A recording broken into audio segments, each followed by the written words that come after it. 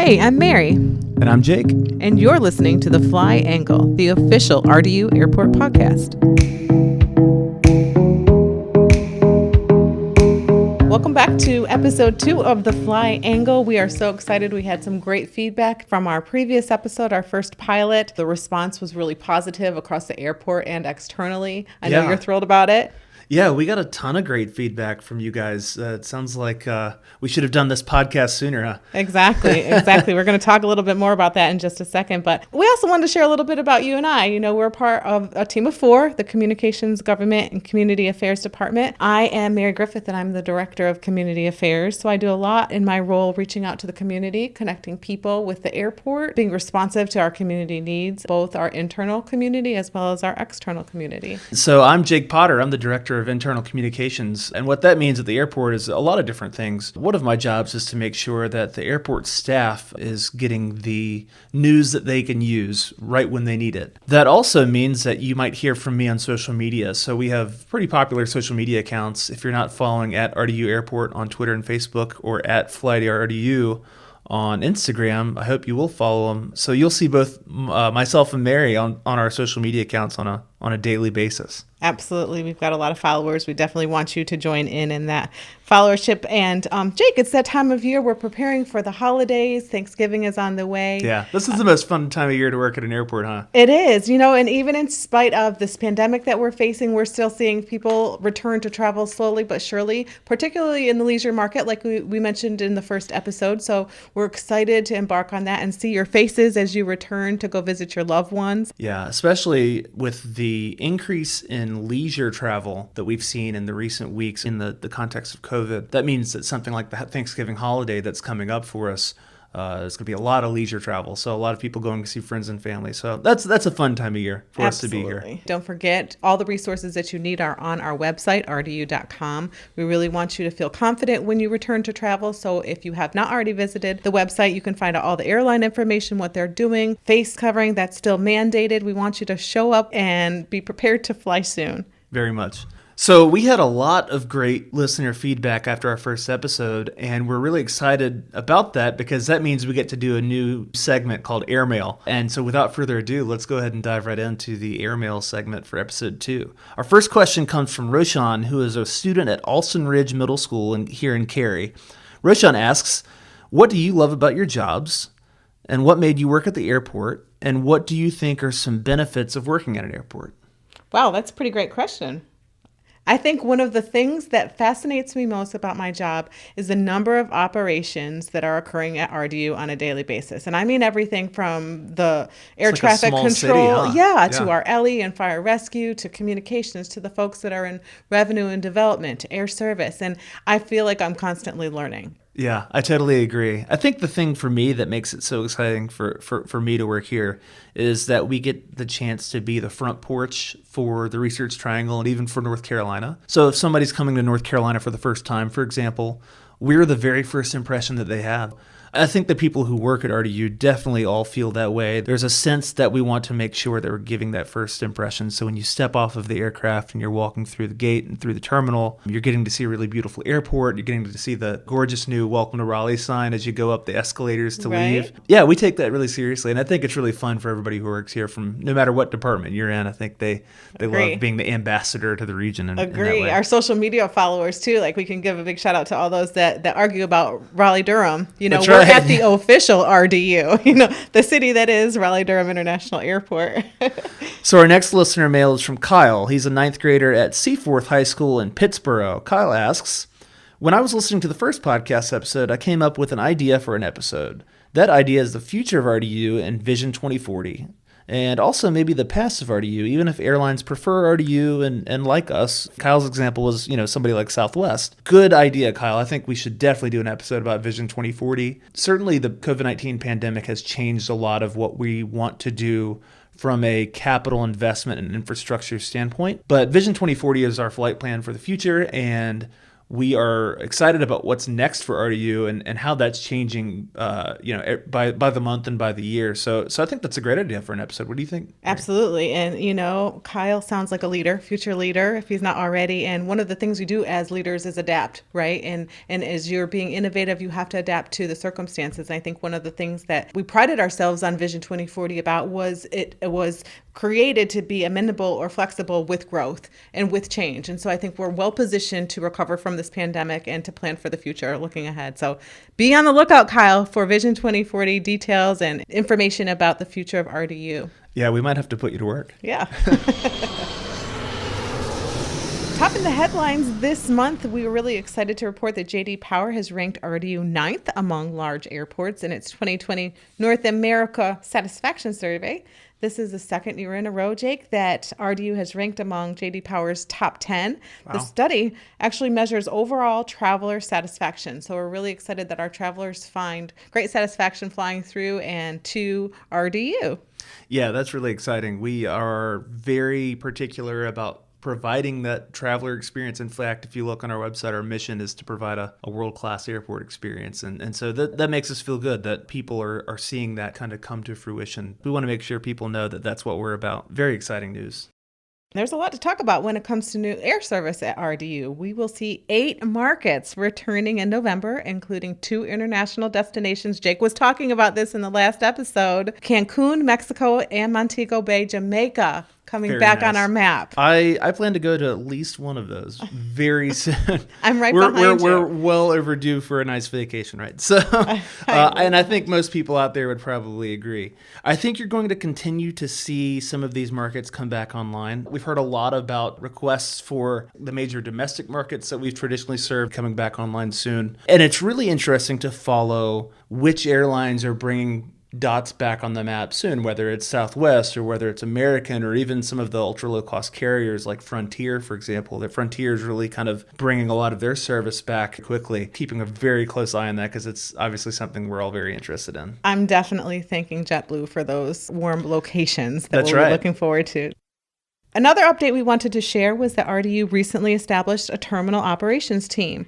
The role of that team is to ensure that stringent new cleaning and disinfecting protocols in the airport terminals are being met, and that team is now assisting passengers as they navigate through the journey from check-in, through TSA screening during peak periods, and monitoring compliance. That's a big deal for us here at the airport. Yeah, I think the next time you come through RDU, you'll probably see them. They have uniforms now. They're out there talking with passengers from a safe distance, of course, but they're not only making sure that people feel comfortable about flying, but they're also going and double checking the work of our tenants and our airport staff to make sure that that safe experience is actually happening as it's supposed to. Definitely. Well, finally, RDU hosted YouTube personality Jeb Brooks. Jake, I know you played a big role in this, so I know you're kind of dancing over there, but he recently recorded a segment at the airport with American Airlines on new health and safety measures.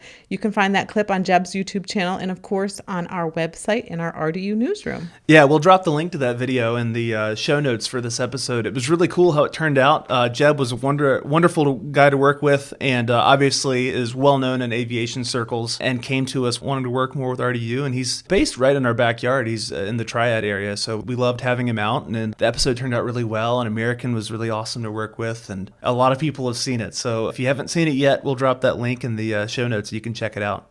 Definitely. So we've had a lot of questions from listeners already about air service. We're really excited to have on this episode with us our Director of Air Service Development, Kenneth Strickland. Kenneth, welcome. Thanks. Glad to be here. Thanks for having me. Yeah, we're excited. Hi, Kenneth. I think you joined the airport right around the same time that I did, and it's been great to be on this journey with you. Can you share a little bit with us about how you got started in air service? Yeah, absolutely. It's funny. It definitely was not a straight line, at least compared to a lot of my colleagues in the industry. I actually had a career in consumer market research for about 10 years prior to coming to the airport side. I was a political science undergraduate at Texas Tech way back in the day. And I was really fascinated in sort of how people formed opinions and got really into the science of sort of public opinion measurement, survey research, that sort of thing. Ended up parlaying that into graduate school program at Ohio State where they sort of specialized in that. And got out of grad school about the time that online surveys were becoming a thing. And so that was sort of the catalyst for a 10-year career in consumer market research, working across a variety of different industries, but a lot of experience in the travel sector, travel and leisure. I was a consultant for Caesars Entertainment for several years, worked with Norwegian Cruise Lines, just a bunch of hotels and restaurants and what have you. And strangely enough, in the midst of this sort of career and at a point to where I was still sort of, thinking like, is this what I want to do forever? I ran into a job posting at the Tampa International Airport. They were looking to actually start their own in-house market research operation. It just sounded like a really incredible job. I've always had a passion for aviation. I'm actually a instrument-rated private pilot. I've been flying since I was 16. Flying was my first love.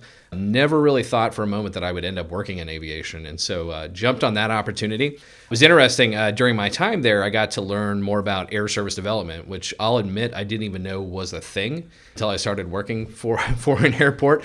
So when people ask me, what would sort of surprise people the most, and I think it's usually that's even a job that somebody works to recruit airlines to a market. But it turns out that it's actually a very important job. So I was there in Tampa, all told, for 6 years. I ended up taking over the role of Director of Air Service Development. But before that, I had the opportunity to study kind of and follow one of the best in the industry, a guy named Justin Meyer, who's now at the Kansas City International Airport. And he really sort of taught me the ropes because it's a very sort of data-driven engagement, but it's also very relationship-driven as well. So it's a lot of fun. And then I, as Mary mentioned, I joined RDU, I think a little bit after her. That was September of 2019. So I guess that means that I've been here 13, 14 months now. We're entering the holiday travel season, and we know that means a lot of people are flying once again for the first time since the pandemic. RDU recently released some survey results that might surprise those folks, and you were at the head of that. I'd love to hear a little bit more about it.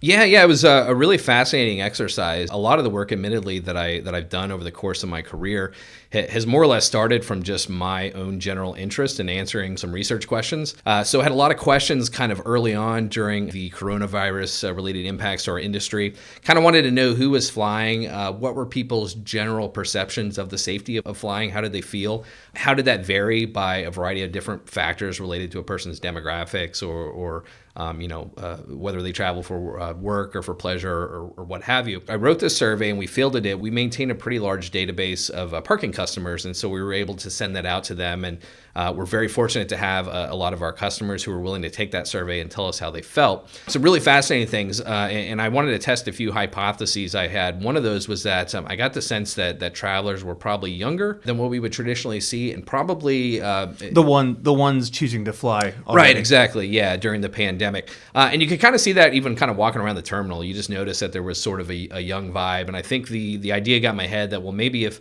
younger people feel a little bit more immune from COVID, they might be more likely to travel. We generally did find that to be the case. We also found that who was traveling during the pandemic were people that don't typically travel a lot. So it was a lot of people that might travel once or twice a year. And really what we discovered, which was fascinating, is that these folks were largely leisure opportunists in the sense that, they were able to jump on these $29 fares to Miami, for instance, go down, have a great weekend because other people weren't traveling. And airfare was so cheap during the summer, and it's, still more than 10% less expensive than it was a year ago. So I think that's kind of what we've seen over time. Some other really sort of interesting things, we found that people's perception of their safety relative to COVID in general, but also the safety of flying, was directly tied to whether or not they flew. So if you felt safer, you were more likely to fly. So experience dictated how their confidence level might have reacted, if you will. Yeah, absolutely. And particularly in the case, we compared the results of people who had traveled during COVID and those who hadn't. And we looked specifically, we talked to those people who had traveled and we said, well, how safe did you feel prior to taking your trip? And we got some responses. This was done back in July. I think that sort of reflected the general sentiment there. People said, hey, I was a little bit concerned getting onto an airplane. What was really fascinating is that we also asked them, we said, okay, when your trip was done, how did that change your perceptions of safety? And then more often than not, for a majority of our respondents, they said it actually made them feel safer taking a trip. In fact, I've seen those same results in some other studies done by outside entities that sort of reflect that too. One of the other things we found is that we've obviously engaged in a pretty extensive effort to tell people about the safety measures that we're incorporating here at RDU. We found that among respondents who said that they recalled hearing about those efforts, they reported feeling safer about traveling, and thus were actually more likely to travel than those who hadn't heard about that at all. So it really sort of showed the causation there that if we can get the message out there, make people feel more confident, they were more likely to get on a plane, and then after they took that first trip, they ended up feeling safer and were more likely to repeat that travel in the future. And we're really celebrating that feedback. On Jake and my side of the house, from a communication standpoint, we've really pushed out the Fly Confident, Fly RDU campaign. So a great intersection, again, of your experience and background in marketing and research, and then air service development. You're able to kind of take a little bit of each of the different parts of your profession and merge them all into one, so that collectively you're giving us some really valuable input to shape the traveler experience. We've been able to share that with our airline partners. I will say we were one of the only airports that do that type of research. One of the great things about working in this industry is that we're very collaborative with our other airline colleagues and airport colleagues, rather. And so that study actually got around quite a bit, and we've gotten some really good feedback from both the airlines and other airports. Back to air service development for a moment. Who are the people that are typically involved in recruiting a new flight or even a new airline to an airport like RDU? Obviously, my role as the director of air service development is critically important. In my position, I get to work almost as an intermediary between the airlines and then not only RDU and the airport community, but also just the general community, business leaders, local elected leaders, economic development folks as well. So my role is really kind of a sales role in large part. But I do work, very closely with our director of properties. Sometimes the position's called director of real estate in some other airports. And that's the person who, once I'm able to get an interested airline through the door or to have that sort of second conversation, she's the person that then talks through logistically, what does this look like? What are you thinking you're going to do? What type of aircraft are you going to bring into the market? How many ticket counter spaces do you need? All those logistical things and questions that I'm not capable of answering, because my focus is more on how many passengers can we get on this flight, and how much money can the airline eventually make? What are the yields? So it's really a team effort. And then as we go further along, we start bringing in more folks. So for instance, our operation team becomes critical to understanding where the aircraft are going to go. And, the last mile kind of effect. Right, exactly. And I will say that's where the really difficult and challenging work is done, and making it all sort of pan out. Unfortunately, I've passed that on at that point. My job is relatively easy on the front, and I let them do the hard work. You talked a little bit about some decision makers. What role does the community play in recruiting airlines? Do they play a role in that decision? They should, if you're doing it right. And the communities, I think, that do air service development the best are the ones that incorporate those community leaders and stakeholders. The air service development sales process, if you will, is just heavily data driven. It's not an emotional decision at all to bring an airplane into a market. I can sit there all day and point to our breweries and how great the weather is here, and we've got the mountains and the beaches. But at the end of the day, it's how many passengers can we get on this plane, and how much are they going to spend to fly there? And that requires a level of data that the airlines may not have access to, and in large cases they don't. And so my role is also to go out into the community to build those relationships with these partners that can then provide that information. So for instance, one of the best assets of our community in terms of economic development is obviously our sort of business sectors and the areas we're focused on. Sure. Yeah. And a lot of times it's through the organizations they're already working with. So for instance, we first reach out to the chambers of commerce because they have those relationships and they can share data pretty quickly, and they're a great resource for us. The economic development organizations, so at the state level, at the regional level. So a lot of times they're the conduits that we then sort of get connected to these companies. And the cool thing is that I've generally found that these companies in our market have been tremendously helpful and willing to help and provide their resources to aid that effort, because they understand that more access only benefits their business, the region, and their employees, not just for business travel, but also to visit friends and family and vacation. Kenneth, who are the decision makers on the airline side? It's interesting. It's kind of a layered approach on the airline side, and I generally work directly with network planning. So network planning tends to be very analytics-driven, folks. A lot of them are MBAs or have a background in economics and statistics, and that's primarily who I work with. And they're kind of the gatekeepers, because they're going to determine whether or not a potential flight that you're pitching has any real sort of chance of success. So I could go in there and I could pitch them, the most random market and say, you guys should really serve this market. And we could very quickly see that, there's an average of one person that travels there, a month.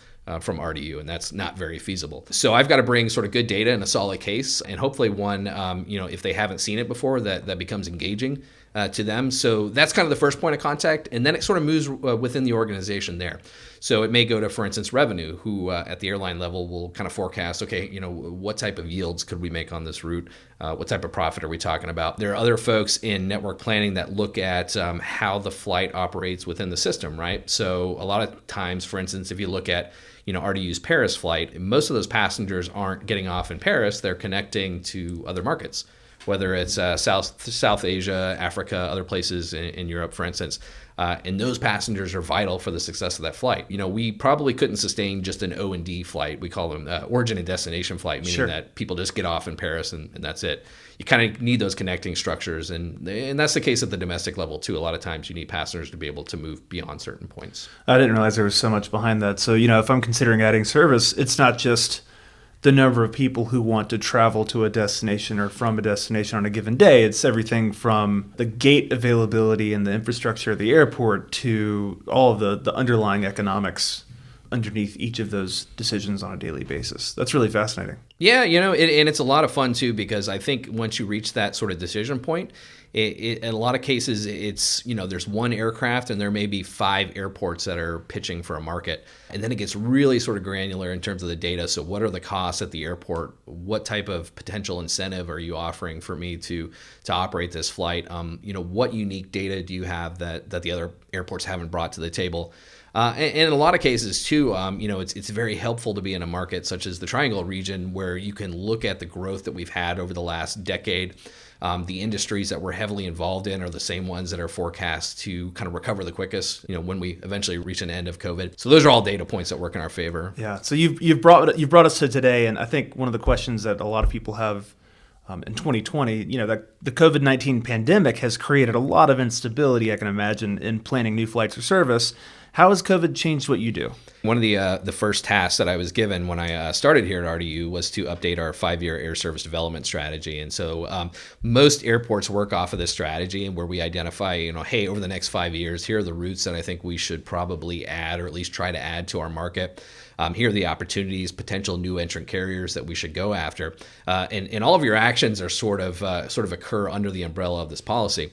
So I completed that, I think, in February, and I believe within like 2 weeks or so, it was completely obsolete, which was sad. Yeah.